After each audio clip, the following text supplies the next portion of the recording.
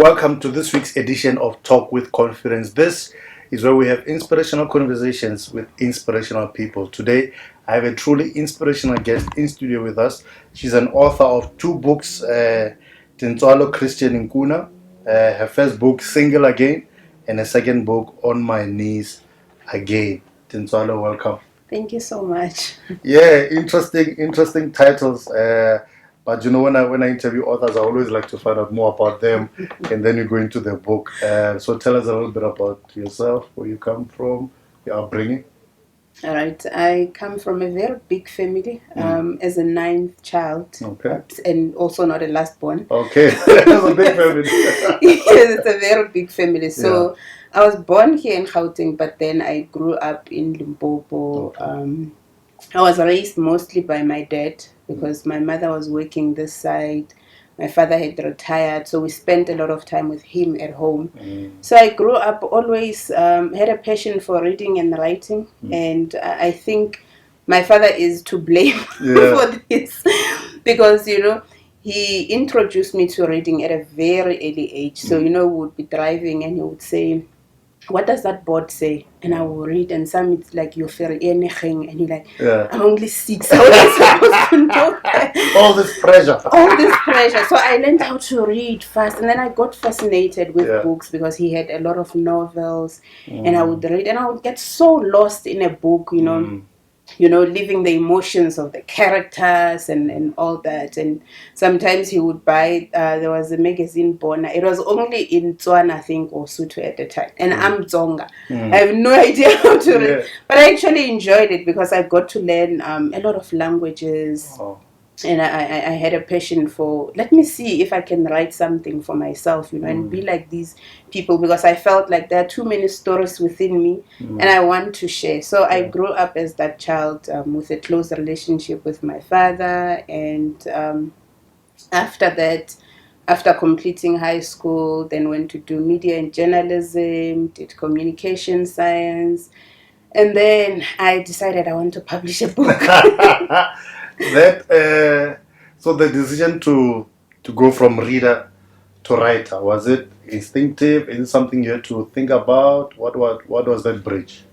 I have always been writing, you know, just journaling, and I think when I was about 8, I had an A4 that's 72 pages. Yes. And because I used to listen to a lot of radio stories and dramas, and I wrote my own script, but it didn't go anywhere. So the writing has always been there, but the challenging part came with the publishing, because now it meant all those thoughts that I've been compiling, that I've been writing in my own private space, now I have to put them out there for other people to read, you know, either to relate with or to criticize and all that. I guess that's one of the biggest challenges of being a writer is that you almost strip yourself naked in front of and the world now has to look they look at your blemishes, they look at your beauty, they look at everything, and everybody now has an opinion. What has been what helped you overcome that particular fear?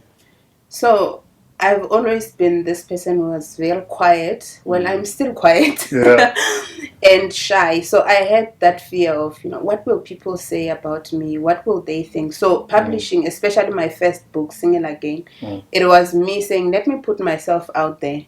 Let me see if this criticism or these opinions that I'm so scared of are really that bad.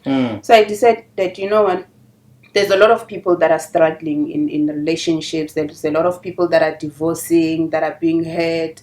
Men and women alike, and they don't know who to talk to, because we come with our scriptures and we motivate you, you know, stand strong and all, but we hardly show people our scars. So I thought, you know what, let me put myself on the line here so that someone will be sitting at home and they will be thinking, wow, if this person can go through the same thing and they're still able to stand and walk tall and live their life, then it means there's nothing wrong with me. Because I had those feelings, the whole, you know, maybe something is wrong with me. Maybe, you know, I'm not the holiest person on earth. Maybe I'm the most flawed, or, you know, all those things. So I wanted someone else to say, here I am. Someone, when they were reviewing my book, they said, it's like you are taking a shower in front of the wall. So I was like, you know what, here it is. Maybe you are going through the same thing. It's not the end of the world, and that does not define you, or does not mean this is all there is to your life. So the title of the first one is quite interesting. Both of them are quite interesting. Single again. our DOP was saying how interesting the title is, and it is quite interesting. What inspired it? Obviously, it speaks about relationships and issues of relationships, but why that particular title? So the title just came to me because I was sort of looking for a word to describe where I was, you know, when I decided to publish the book. And I thought, okay, I've been in this long-term relationship, and, you know, the person has paid lobola. It was beautiful. So now there is that conflict that Christians or other people will say, no, because you never had a white wedding, so you were not really married. And someone will say, no, but then lobola is marriage. So I didn't, if I said divorced or separated, someone will say, but you were never married, because according to where I'm coming from, if you didn't have a white wedding, then you were not married. So I just said, you know what, there was a time when I was single, when I was still in my teens and becoming a young adult, and then I got into a relationship. Now I'm single. Again. Yes. So I don't want to be divorced, separated, or all these other terms that people use, because sometimes there's this stigma attached to a divorcee, or you know, where I come from, it's called shibuya. It basically means someone who just came back. It's like you're a returned soldier who accomplished nothing. So I didn't want that, and I just said, you know what, I'm just single again. Now, you've highlighted on the relationship that I guess inspired the book. What are the issues that you tackle in the book? All right. So in the book, one of the first issues was I got into a relationship at a very young age. By the age of 21, that's when we had the lobola ceremony, and the families were, you know, they met, connected, and then we started building this family that was at a time my castle, you know, the place where I felt safe, and I felt like, yeah, you know what, now I'm a woman, I'm building my own home. So after it ended, that's when I realized that I was still very young. I did not know who I was, because for the longest time it meant I was known as this person's wife, you know, so much that a lot of people in the church or where we used to hang out didn't know my first name. They just know, oh, Kimotoa Mang Mang, you know, it's Mrs. So and so. So that issue of having your own identity as a man or as a woman before you are known as someone's wife or someone's husband, have something for yourself. And I also neglected a lot of dreams. That's one thing that I shared there, that there's a lot of things that I thought were not necessary or were not important, because I was raised in a village where getting married is like the biggest thing that can ever happen to you. The highest achievement. It's the highest achievement. So much that, you know, I thought every other thing didn't matter, man. I mean, now I'm here, and my mother was paid, so they would say, so I'm here, this is the end, you know. So that neglect of your dreams, you know, lack of your own personal identity. And then after the relationship ended, then I also touch on the issues of co-parenting. Because now you look at this person, your ex, and you see them as this person who has hurt you the most in the world. But because there is a child, you need to find a way to be able to be civil with the person, because a lot of times people make the mistake of now using this child as a weapon. Yes, to say, I'm going to punish this person. You won't see the child because of this and that. And it breaks a lot of fathers. But we hardly have that conversation, you know, because I know that there are some fathers who are not that interested. I don't know what the reason is, but there are those that are interested. And sometimes you find that they don't have all the money in the world. The only thing that they have is that love and their presence in the child's life. So sometimes we get so angry and so bitter, and we we deny them that chance. So it does not only punish the father, the child is also being punished. And so I talk about, us as, I don't know if it's just the black culture or if there are certain tribes, we hardly have time to sit with our children. Like you see your 2-year-old or your 5-year-old or 12-year-old, they just see mommy and dad fighting every day. Next thing, mommy picks up her bags, she's staying somewhere else. No one has that conversation with the child to say, this is what has happened, but it does not mean we love you any less, or that you have to choose. So we hardly have those conversations with our children, and they grow up, they act up, they become aggressive and rebellious, and you don't know what the problem is.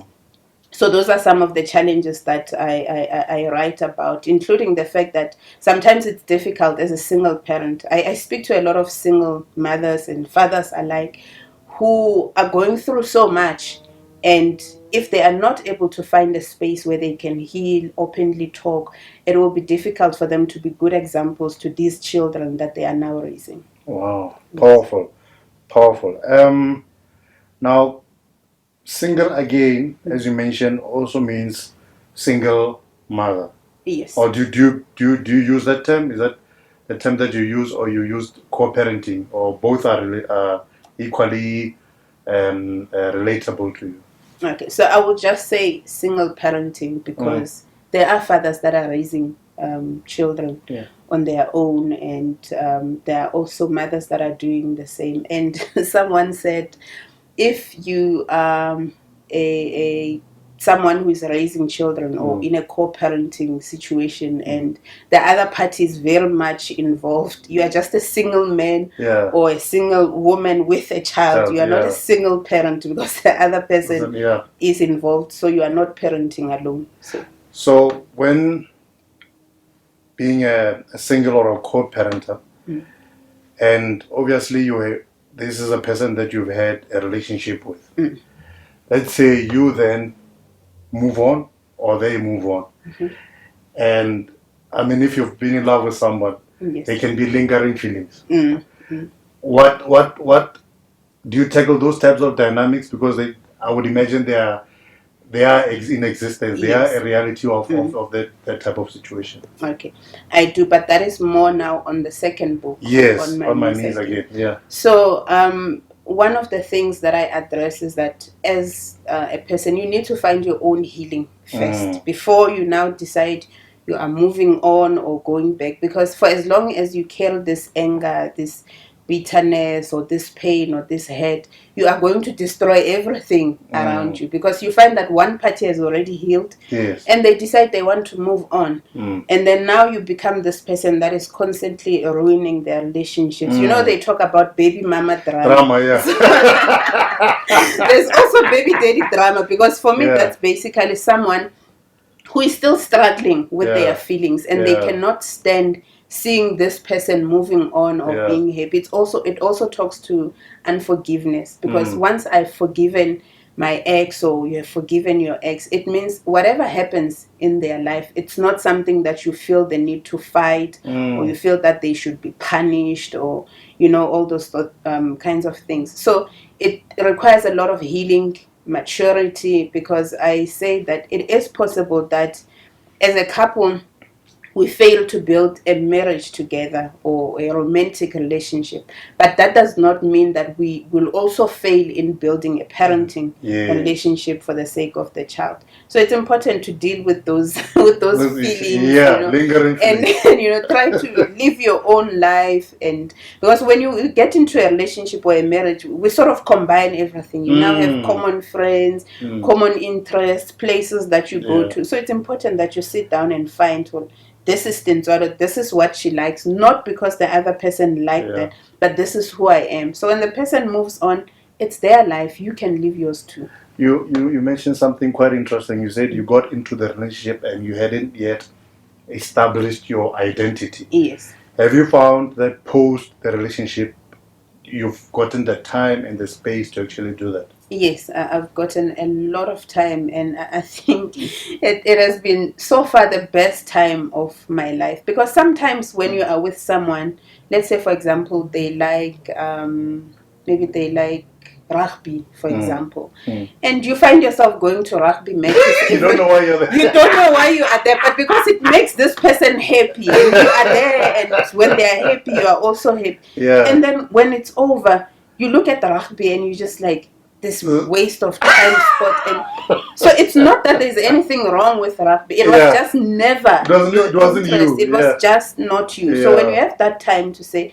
this is Tintswalo. Tintswalo loves jogging. She loves exercise. She loves books and all that. Once you are in that zone where you are who you are or who you want to be, then you attract someone with similar interests. You don't have to now change yourself or alter yourself to impress any other person and then, move out of the boundaries of who you are for the sake of the relationship. We spoke of that, once you write a book, you become a sort of subject matter expert. So, in relationships, on the issue of identity again, I've heard it being said that it's best to find yourself, know yourself, be whole by yourself, and then when you come into a relationship with somebody, it's not like they speak this thing of my better half. Yes. Is it? Why are you half? Why are you half? Exactly. So what is your comment or opinion on that? For me, it's that once I'm whole, I am content with who I am. I'm sure of myself. I'm happy on my own, because I don't think in any world there's any other person that can make you happy. Because a person can come and they will try all sorts of things, but if you don't have that peace within yourself, that happiness within yourself, you will just drain the other person. So if you come as a half and I come as a full, and now I must fill you up, now I'm left as a half, and then now you are full, but I'm suffering. So it's all about bringing your individuality, your whole person, your happiness and your peace, and we combine and we share. So I don't like anyone being a half. Better half. Because and a better half. Why are you the worst half?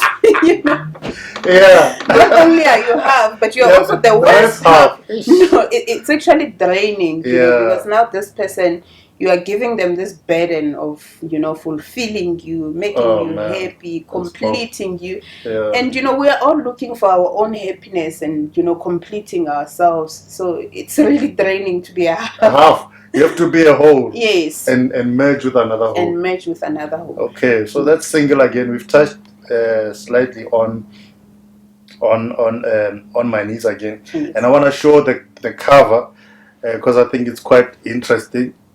My brother designed the cover. Is it? Yes. Yeah, very interesting. So the cover is a heart, and it's got bandages. One bandage says healing, the other says hope, peace, trust, and joy. And the cover always communicates quite a lot. Yes. Why this particular cover? So it took a long time to actually get to that cover. I think we had about 10 designs and I kept saying no. But I just had something in my mind, because my thinking was, a lot of times, I wrote in the introduction that a lot of times people get hurt in relationships, in marriages, in love, and then when you go to church, there will be an altar call or a prayer item or prayer point. It will be for single people that are looking for marriage. And mind you, when you are single again, you are not sure whether you should go, because even if you still want to get married, you're thinking people will be saying, Tintswalo, give others a chance. You're thinking, should I go or not? So if it's not the prayer point for people who are single wanting to get married, it's a prayer point for married people, to pray for whatever issues they're facing in marriage, to help them build stronger marriages. And then there's this middle part of this person that has been there, and now they're struggling with all these things that come as a result of a failed marriage or relationship, and they don't quite know where to go, or if there's any prayer point, where does one fit? Yeah. Where does one? So it kind of makes one feel like, okay, I'm left out. So what I just wanted to remind someone that there is a God who has your heart in his hands. Wow. And in his hands, that's where you'll find your healing, your peace, your joy, your restoration, and all those things that you need.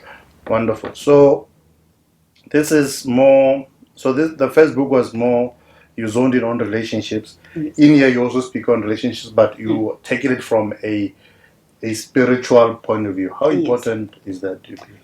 The importance of that was, I've realized, as I've said earlier, that sometimes at church you struggle to find the space, because when I got separated, I was about 22, 23, young, beautiful, and I have a child. And then one time I visited this church, and when I got there, they said, visit us in this room. I'm sitting there with my son, and there's this guy who has all the passion, for coaching and mentoring men. And so he says, here's a form I'd like you to fill out, for your husband, so that he can come and, join our monthly sessions with men. And I'm looking at it and I'm thinking, no, thank you. I'll let him know. And my son is looking at me, kids. They don't lie. They don't lie. Yeah. So the guy asked, so where's he? Why didn't he come today? Yeah. And I'm like, no, he will come next week when we visit again. And he's like, no, my sister, what's going on? I'm like, I'm not married. And he says, but you have a child. So I'm feeling like, okay, is this the part where I now explain the whole story, or hence the book? Because now I felt like I don't have that space in church. When I go to the youth, it feels like I'm over-experienced, although I'm still young. When I go to Bomme, they are much older and they are married, and like I'm struggling to find where the place is. Where my place is. Am I still youth? Am I, where exactly do I go? So I wanted to just encourage someone to say, you might not have a space or a place in the church building, but in God's heart, you always have a place. That's powerful. Now, you've touched on something. Do you find there's a lot of stigmatization in church or amongst believers when somebody, has been divorced or has had a failed relationship or is a single or co-parenter? Do you find there is, because the biblical standard is man and wife get married, have kids, happily ever after. Yes. When the script doesn't work out that way, do you find there's a lot of stigmatization? Yes, I feel that there is a lot, hence the book. There is a lot of stigma, because sometimes it almost feels like, okay, you were not supposed to even be having sex before you are married. Yes. But because you have a child, we have evidence that you did.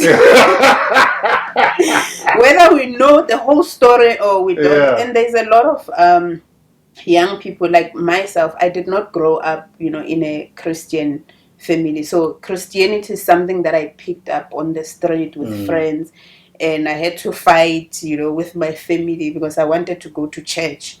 And, so for some people, there are some people that are now single mothers. We have teenagers who are pregnant, they're in school, and they don't know this Jesus that we are talking about. They don't know this life of holiness that we expect from them. And then they come to church once it's too late. Now, she comes with 3 kids, and when she gets there, it's like, you don't fit in here. People your age are over there and they are single. Their prayer point is, God, give me a husband and give me children. And you're here, you're dragging 3. So there's always that feeling, it feels like I don't belong here, because once you have a child, like I said earlier, it's like, when your sin is public, you can't tell us you are living a holy life. Wow. Yes. Wow, amazing. And do you feel that deters a lot of people from stepping into the church building? I think it does, because people feel that they don't have, that space, or it's a feeling like the church maybe is for certain people, or you have that feeling, or maybe it's too late. I should have started earlier, because sometimes I feel that I don't know whether it's just us as a church being ignorant of the fact that, yes, we have a script of, okay, go to school, get married, have children and all that. And it does not always go that way for other people. And the sad thing is, there are people that got married, that did things by the book, got married as virgins, they had kids. 10 years down the line, the marriage ended. So even in the family of born-again Christians, we have people that are separating, that are single parenting, or that are co-parenting. What is your message to them? That the outcasts who feel they don't belong in the church? My message is what I said earlier, that even if you don't have a space in the church building, but in the heart of God, there is always more than enough room for you. So sometimes we need to pursue God more, have that relationship with Him more than we desire to fit into churches or to fit into denominations or any other community. Wonderful. One of the themes you tackle in this book is rejection. Yes. Can you elaborate on that? Because there is a lot of people who've been rejected, who are being rejected, in the inboxes, in the everywhere, shooting their shots, but it's not actually landing in the basket. So, what is your advice to them in terms of rejection? Okay. So one of the things that I say in the book was, because in my story, what happened was after about 6 or 7 years, my husband came back and said, I realized that I actually never loved you, all these years. So I like to say that I'm okay with someone if maybe I'm shooting my shot via inbox and they reject me, because that person does not know me. Yes. But it becomes a deeper wound when you are being rejected by someone who knows your weaknesses, someone you've been intimate with, someone who knows almost everything that there is to know about you, because then you start questioning your manhood or your womanhood. Does it mean that what they've seen is not enough? Because this is one person who has seen it all. Does it mean I'm not enough? Does it mean I'm not worthy? Does it mean I'm too bad to be loved? And all that. So people sometimes reject us because we have limited view as people. I think there's a scripture in the Bible that says God looks at the heart, but people look at the at the outward appearances. So sometimes people don't reject you, or let me say, people don't reject you because there's something wrong with you, but either they have a limited perception of who you are, your potential, or where you are going, or sometimes it's just a matter of where they see themselves and where they want to go. You don't fit into that picture, and we need to move away from a place of feeling that because this person rejects me, it means there's something wrong with me. You are just maybe not meant or created or designed for that environment or for that image that they have about their life. So it does not necessarily mean there's anything wrong with you. People are bound to reject us because someone said you are not money, so you won't be liked by everyone. So there are people who will not like you. So just pick yourself up, remember who you are, remember what you are all about. Maybe that person sees that you have so much great potential in you and they don't have the capacity to handle that. So we must move away from putting it in a negative light to say, oh, it means she doesn't think I'm man enough, or I don't have enough money, or I'm not handsome or beautiful enough. People reject you for their own reasons. Don't even take it personal. There is this notion of a soulmate. So, this thought that there is that one special person that's just made for me. They're somewhere in the world, and we have to go and find our soulmate. What is your opinion on that? So what I always ask myself when people say there is the one, that one person, there's one, that God created, and out of the 50 whatever million people, like the entire population of the world, and God creates this one person, that if you miss this one, it's over for you. And I'm thinking, but God, would you really do me like that? What if, because I'm a human being, someone is sitting at home, they don't even have a passport, and maybe this one person is in China. What are the chances of them getting there? So what I would say with that is, there is, God does not pick for you who you should marry or who you should be with. He just gives you this the spirit of discernment, to know if somebody brings you peace, to be able to assess their character, if it's in line with what you want or what you stand for. And then again, he gives you the platform to say, connect with me should you be in doubt about someone. Talk to me. pray about it, and then I will show you that, you know what, this one is not the one for you, or is not the person that you should be with. So in my crazy thinking, I believe that you can make it work with anyone that you choose. You choose a person and you have those non-negotiables to say, this is what I want in a partner, this is what I want in a husband. And you know, for women, you need to choose very carefully, because this becomes your authority. There's a person that you now submit to. You know, you evaluate, can I live with these things? Can I live with this type of personality or character? And then you choose for yourself. And when you have chosen wisely, that's when you think, no man, this is my soulmate. This is the person. This is the one God had for me, because it's so beautiful. You actually think, no man, I can't do this with any other person. This is the one for me. Wow. Yes. Amazing. The books are Single Again, On My Knees Again. Yes. Now I want to divert a little bit and talk about the writing journey for those who want to write books. What is your writing process, and what has your journey been from the first to the second book? All right. So for me, I don't have a formula to say write 70 words a day and do this and this. A lot of people ask me, I want to write a book, so where do I start? You start from the beginning and you just write. So my process is a bit messed up, because I'm always thinking a lot of things in my head. So I just think something and then I put it down, and then before you know it, I've got like 100 pages. And then now I have to read and see, where does this fit in? Where does this fit in? So I don't have that formula to say, I write, you know, every 2 weeks, but I write daily. Wherever I am, I'm always on my phone typing. I always have my notebook, because you never know when that idea is going to hit you. So what I do is I always write. The one thing that I work on improving or perfecting is the skill of presenting all these ideas that I get. Because when you look at my first book, it's written in a way that it's a story. You know, you just want to read, and you know, it's interesting, it's funny, sometimes it's annoying, sometimes you think, oh, this girl. So it's packaged in a way that you're actually able to sit and relate and think, oh no, here she was really, really stupid. I don't think anyone should do that. So what I work on is actually the skill of packaging all these ideas that I always get. And I think people have ideas, like you are always thinking. So there's always something to write about, you know.